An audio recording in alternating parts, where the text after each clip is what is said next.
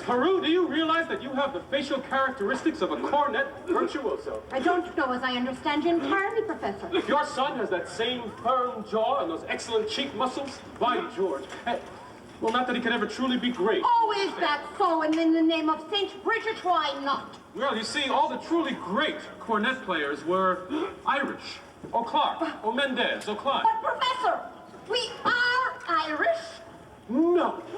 No, well, that clinches it, Mrs. Peru. Sign here, your boy was born to play the cornet.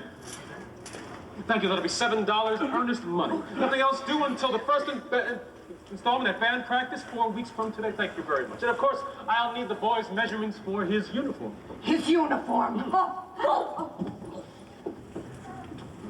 hello there, son. Hold on. Of course, his uniform.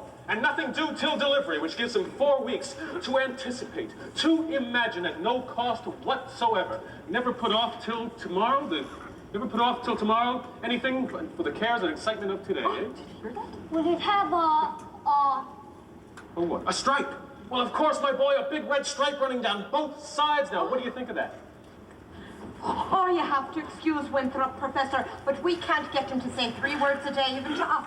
And if you get him into the band, you'll have St. Michael's own way with you.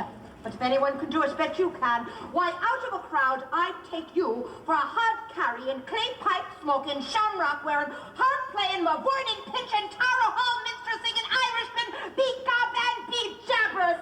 Where did you say you were from, me by? Gary, Indiana. I know it!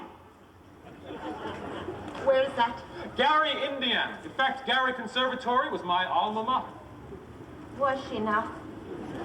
Yes. Gold medal class of '05.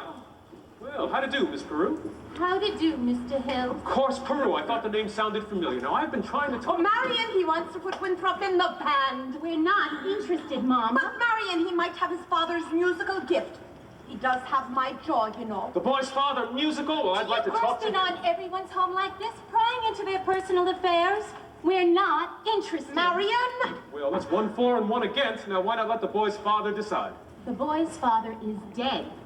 Anything else? Oh, I am sorry, but that's all the more reason why your brother should have something like this. My brother is a 10-year-old problem child who can't understand why his father was taken away.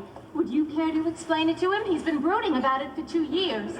And as to your musical tricks, why don't you go into business with some nice carnival man who sells gold-painted watches and glass diamond rings? Musical tricks. Now, Miss Peru, You know, I get the feeling she likes the idea.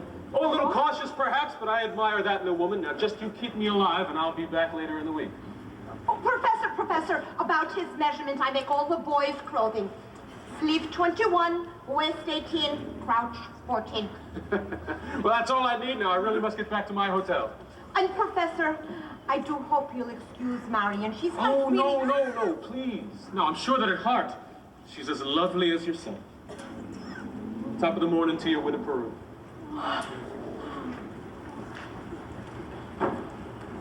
Has he gone? He has, and I hope not for good. Darling, don't you ever think of your future. Gary, Indiana, conservation class of '05. Now, darling, it's... Now, Mama, surely a girl's future doesn't depend on encouraging every fast-talking, self-centered woman-chasing traveling man who comes to town. And the fact that he claims his commodity is music does not, in this particular case, impress me. All right, darling, all right. Only it's a well-known principle that if you keep the flint in one drawer and the steel in another, you'll never strike much of a fire. Oh, Mama!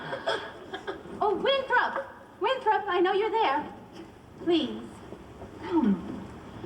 go to the library and ask Miss Grubb to give you